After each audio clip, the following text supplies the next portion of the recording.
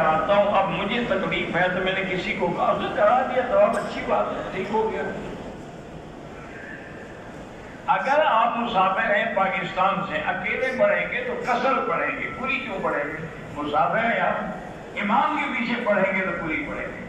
اور قضا نماز اگر سفر کی قضا ہوئی ہے وہ بھی قصر پڑھیں گے، اگر گھر کی قضا ہوئی ہے تو پوری قضا کریں گے۔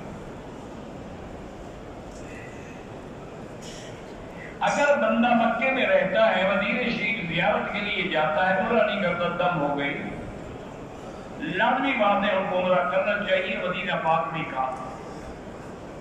یہ بھی پہلے پوچھ چکے ہیں، آپ کیا کریں؟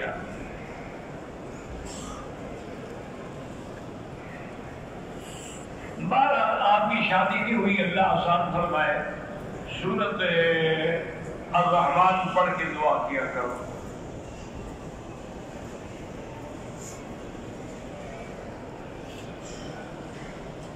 مجھے اس کے بارے میں پتہ نہیں ہے کہ نیشنل بینک کی کیا پالیسی ہے۔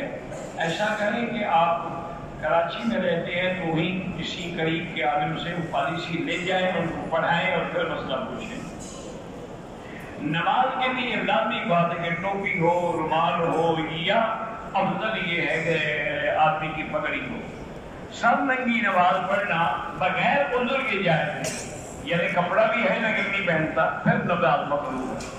ایک آدمی کے پاس سر پہ اوڑھنے کا کپڑا ہی نہیں ہے تو پڑھ سکتا ہے۔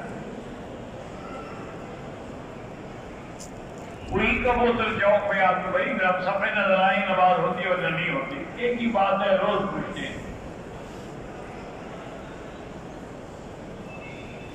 محمد فاروق صدیقی آج صبح جدے میں فوت ہو گئے، اللہ مغفرت فرمائے۔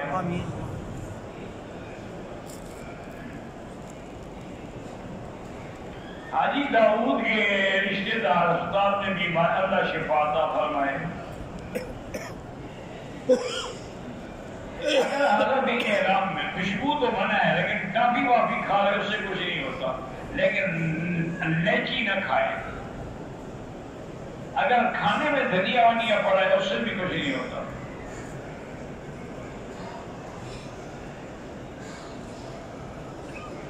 چھوٹا پیشاب کثرت سے آتا ہے، بار بار آتا ہے، کپڑے پاک نہیں رہتے، بہرحال اس کو احتیاط کرنی ہوگی۔